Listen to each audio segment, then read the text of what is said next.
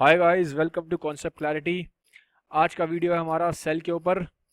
Cell the unit of life. तो let's begin. सबसे पहले देखते हैं कि आज के इस वीडियो में हम पढ़ेंगे क्या। हम पढ़ेंगे व्हाट इज़ अ सेल। फिर हम पढ़ेंगे सेल की डिस्कवरी के बारे में। फिर हम पढ़ेंगे सेल थ्योरी के बारे में। फिर हम पढ़ेंगे सेल के शेप और साइज के बारे में। चलिए, सबसे पहला क्वेश्चन ये उठता है, सवाल ये है कि सेल होता क्या है। What is a cell. Cell बिल्कुल ही फंडामेंटल और बेसिक यूनिट है लाइफ की। उसका मतलब कैसा हुआ, क्या मतलब हुआ इसका। एग्जांपल देखते हैं। देखिए, जैसे एक बिल्डिंग है। इस बिल्डिंग में मान लीजिए अलग अलग फ्लोर हैं। ठीक है, ये पूरी बिल्डिंग है। अब इस बिल्डिंग को अगर मैं ब्रेक करने जाऊं तो कैसे ब्रेक होगी। एकदम फंडामेंटल यूनिट पर ब्रेक करूं तो बिल्डिंग में क्या होगा, फ्लोर्स हैं। फ्लोर्स में क्या होगा, रूम्स हैं। रूम्स में क्या होगा, वॉल्स हैं। अब वॉल्स को अगर फंडामेंटल यूनिट निकाली जाएगी तो क्या आएगी, बिल्कुल एंड में जाओगे तो क्या आएगा, वॉल किससे बनी है, ब्रिक से। तो इस बिल्डिंग की जो फंडामेंटल यूनिट हुई क्या हो गई, ब्रिक। ठीक है। अब इसे चीज को हम ह्यूमन बॉडी पे अप्लाई करके देखते हैं। ये ह्यूमन बॉडी है। ठीक है। ह्यूमन बॉडी किससे बनी होती है, वेरियस काइंड ऑफ सिस्टम से। सिस्टम कौन कौन से हैं, जैसे कि रेस्पिरेटरी सिस्टम है, सर्कुलेटरी सिस्टम है, ठीक है, कार्डियोवास्कुलर सिस्टम है, डाइजेस्टिव सिस्टम है। अलग अलग तरीके के सिस्टम से ह्यूमन बॉडी बनी हुई है। फिर ये सिस्टम किससे बने हुए हैं, ऑर्गन से। फिर ये किससे बना हुआ है, ऑर्गन किससे बने हैं, टिश्यूज से। टिश्यूज किससे बने हैं, सेल से। तो जब आप फंडामेंटल यूनिट निकालेंगे इस ह्यूमन बॉडी की, वो क्या निकल के आएगी, सेल। एकदम जो फंडामेंटल यूनिट है वो हमारी है सेल। तो ये तो मैंने लिया ह्यूमन बॉडी की। तो मैं किसी भी अगर लिविंग ऑर्गेनिज्म का निकालूंगा, किसी भी लिविंग बीन का निकालूंगा, तो उसका फंडामेंटल यूनिट सबका सेल ही निकल के आएगा। तो क्या समझे आप, पहला पॉइंट समझे। पहला पॉइंट है, it is the fundamental structural and functional unit of all living beings. एकदम फंडामेंटल यूनिट है। Second, every cell has its own life. इसका मतलब क्या है, देखिए, ये जो सेल है, ठीक है, ये केपेबल है सेल्फ सस्टेन करने के। ये अपने आप में लिविंग है। ठीक है, वो सारी चीजें कर सकता है ये सेल जो एक लिविंग बीन करता है। जैसे कि ये सेल रिप्रोड्यूस कर सकता है, ये सेल अपने एक्सक्रीट कर सकता है, ये सेल रेस्पिरेशन कर सकता है। ठीक है, ये सेल रिपेयर भी कर सकता है। तो जो भी चीजें लिविंग बीन कर सकता है वो सारी की सारी चीजें ये एक सिंगल सेल कर सकता है। तो सेल अपने आप में जिंदा है, ये मतलब है इसका। एक पर्टिकुलर सेल, बिल्कुल बेसिक सेल, फंडामेंटल यूनिट पे जो चीज है सेल, वो जिंदा है। इसकी अपनी खुद की लाइफ है, अपना खुद का इसका मैकेनिज्म है सेल का। ठीक है, जैसे ह्यूमन बॉडी में हमारी बॉडी किससे बनी है, ऑर्गन से। ऐसे ही सेल के भी अपने ऑर्गन्स होते हैं जिन्हें हम बोलते हैं, अभी आगे पढ़ेंगे, ऑर्गेनेल्स। ठीक है, ये इसके ऑर्गन्स हैं, ये सेल के अपने ऑर्गन्स हैं। सेल का अपना पूरा अपना खुद का एक सिस्टम है अंदर। जैसे एक लिविंग बीन का होता है, वैसे जैसे हमारे ऑर्गन्स होते हैं, ऐसे ये सेल के ऑर्गन्स हैं जिसको ऑर्गेनेल्स बोलते हैं। ठीक है, तो इसका मतलब क्या हुआ, आप समझ में आ गया होगा आपको। Every cell has its own life, इसकी अपनी खुद की एक जिंदगी है। फिर ऑल ऑर्गेनिज्म स्टार्ट लाइफ ऐसा सिंगल सेल। जैसे क्या है इसका मतलब, जैसे मान लीजिए एक टाइगर है, एक जिराफ है, एक आपका ह्यूमन है, एक आपका पेड़ है, ट्री है। अगर इन चारों को आप निकालेंगे, जब इन्होंने लाइफ स्टार्ट की होगी चारों ने, तो कहां से स्टार्ट की होगी, एक सिंगल सेल से। हर एक लाइफ, जो भी चीज आपको जिंदा दिखाई देती है, उसकी स्टार्टिंग सिंगल सेल से ही होती है। ठीक है, ये इसका मतलब है। चलिए आगे बढ़ते हैं। Discovery of cell. चलिए देखते हैं। सबसे पहले डिस्कवरी ऑफ सेल में सेल को डिस्कवर किया था मिस्टर रॉबर्ट हुक ने 1665 में। इस तरीके से इन्हें दिखाई दिया था। ये सेल की पिक्चर है जो रॉबर्ट हुक ने उस टाइम पे 1665 में जब डिस्कवर किया था। ये जो एम्प्टी स्पेसेस हैं, ये जो आपको खाली जगह दिखाई दे रही हैं, इन्हीं एम्प्टी स्पेसेस को उन्होंने सेल बोला था। ये माइक्रोस्कोप इन्होंने यूज किया था। इस माइक्रोस्कोप में 2 लेंस थे और इस माइक्रोस्कोप की जो मैग्निफिकेशन थी, चीजों को बड़ा करने की जो ताकत थी, वो 50 टाइम्स थी, 50x। ठीक है। और इसी टाइप के जो माइक्रोस्कोप हैं, इन्हें बाद में जाके बोला गया था कंपाउंड माइक्रोस्कोप्स। अच्छा, एक चीज और, ये आज के माइक्रोस्कोप हैं। ठीक है, ये जो आज के कंपाउंड माइक्रोस्कोप हैं, ये इस तरीके के हैं और ये काफी पावरफुल हो गए हैं। जिस टाइम रॉबर्ट हुक ने जो माइक्रोस्कोप से देखा था, और ये वाला जो माइक्रोस्कोप है, ये उससे काफी ज्यादा पावरफुल है। ये मैग्नीफाई कर देता है 2000 टाइम्स तक चीजों को।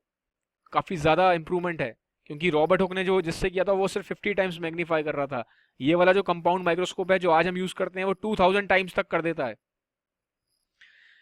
अब इससे भी हम आगे बढ़ चुके हैं कंपाउंड माइक्रोस्कोप से। अब हम आ चुके हैं इलेक्ट्रॉन माइक्रोस्कोप पे। इलेक्ट्रॉन माइक्रोस्कोप जो है वो मैग्नीफाई कर देता है 2 लाख टाइम्स तक, 2 लाख टाइम्स तक। ये देखिए, ये है इलेक्ट्रॉन माइक्रोस्कोप।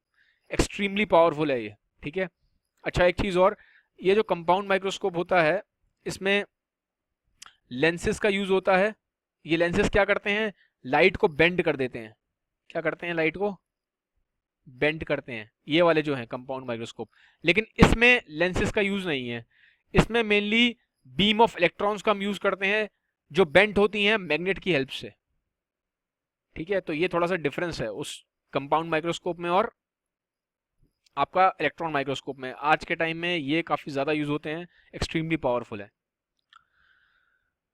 चलिए आगे बढ़ते हैं। अब देखते हैं सेल थ्योरी क्या है। देखिए, सेल थ्योरी में मेनली 3 पॉइंट हैं। पहला पॉइंट कहता है कि सेल ही स्मॉलेस्ट यूनिट ऑफ स्ट्रक्चर है हर लिविंग चीज का। ठीक है, ये चीज मैंने आपको पहली स्लाइड में समझा दी है कि मेन सबसे जो स्ट्रक्चर प्रोवाइड करता है ह्यूमन बॉडी को, या किसी प्लांट की बॉडी को, या किसी भी लिविंग बॉडी को, जो स्ट्रक्चर उसको प्रोवाइड करता है, वो आपका सेल ही करता है। ये इसका मतलब है। ठीक है, सारे जो फंक्शंस होते हैं उसकी बेसिक यूनिट भी सेल ही है। जैसे कि आप क्या कहते हैं, आंखों से देखते हैं। ठीक है, या आपका हार्ट अलग काम करता है, या आपकी स्किन अलग काम करती है, या आपका डाइजेस्टिव सिस्टम अलग तरीके से काम करता है। तो एक क्यों कर रहे हैं सब अलग अलग काम? ये अलग अलग फंक्शंस इसके क्यों हो रहे हैं? क्योंकि अलग अलग सेल्स हैं। आप जाएंगे, इसके अलग सेल हैं, इसमें आप जब ब्रेक करेंगे अलग तरीके के सेल हैं, अलग तरीके के सेल हैं। ठीक है, एक ही जगह से सिंगल सेल से ये अलग अलग तरीके के सेल बन जाते हैं। स्टार्टिंग सिंगल सेल से होती है, बाद में ये सारे सेल क्या हो जाते हैं? स्पेशलाइज हो जाते हैं अपने अपने फंक्शन के हिसाब से। ठीक है, आंख का काम है देखना, हार्ट का काम है ब्लड पंप करना, स्किन का अलग काम है, डाइजेशन वाले सेल्स का अलग काम है।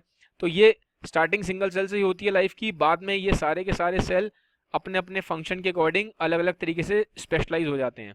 लेकिन जो फंक्शंस अल्टीमेटली यहाँ पे हो रहे हैं, कौन कर रहे हैं? कर तो सेल ही रहे हैं। तो बेसिक यूनिट क्या है सारे फंक्शंस की? ठीक है, वो सेल ही है। तो हम यहाँ पे कह सकते हैं कि सेल ही है unit of function of all living things. तो ये जो पहले 2 पॉइंट थे, ये इन दोनों साइंटिस्ट ने दिए थे, स्केलिडियन और स्केवैन। जो लास्ट पॉइंट था, ये बाद में ये तीसरे साइंटिस्ट ने दिया था, जिसका नाम था विरशॉ। इन्होंने लास्ट पॉइंट क्या दिया था बाद में? स्टार्टिंग में ये दो पॉइंट ही थे जो इन 2 साइंटिस्ट ने दिए थे।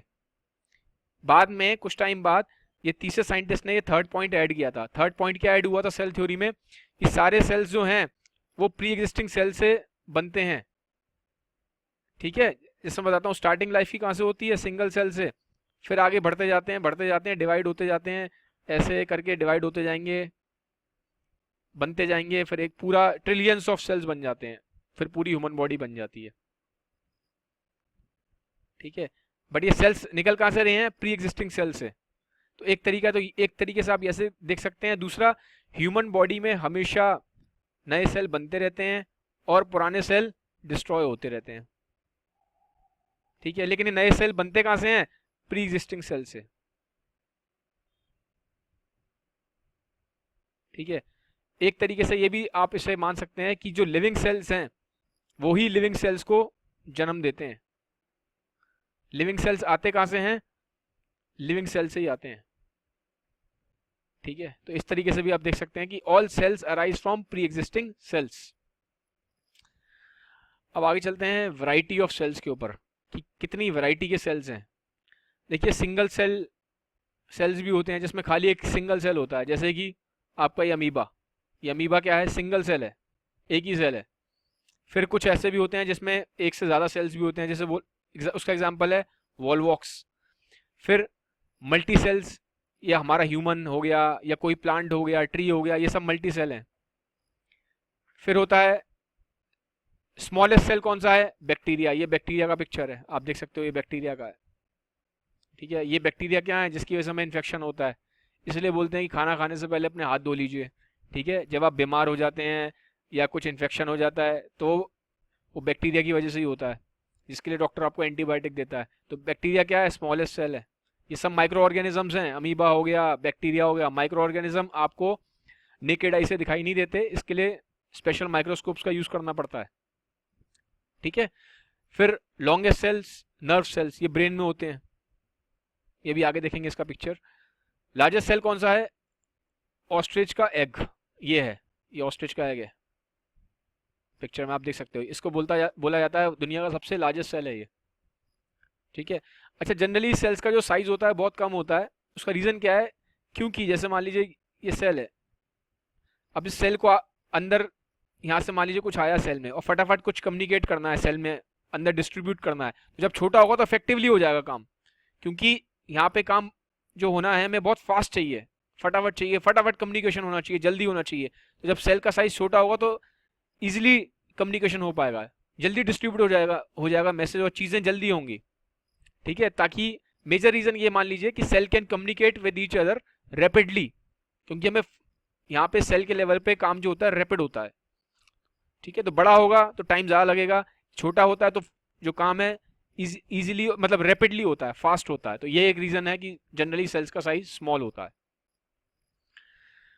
फिर मैंने बताया था लाइफ सिंगल सेल से ही स्टार्ट होती है, लेकिन बाद में जाके बनते जाते हैं, अलग अलग तरीके के सेल बन जाते हैं अपनी अपनी फंक्शंस के हिसाब से। ठीक है ना, तो जैसे कि ये मसल सेल है, ये इसका काम है कॉन्ट्रैक्ट करना, तो इसका फंक्शन क्या है? कॉन्ट्रैक्ट करना, तो उसके हिसाब से इसका शेप हो गया। ब्लड सेल है, ये आरबीसी मान लीजिए, ये क्या है? सर्कुलर है, बाइकॉनकेव है।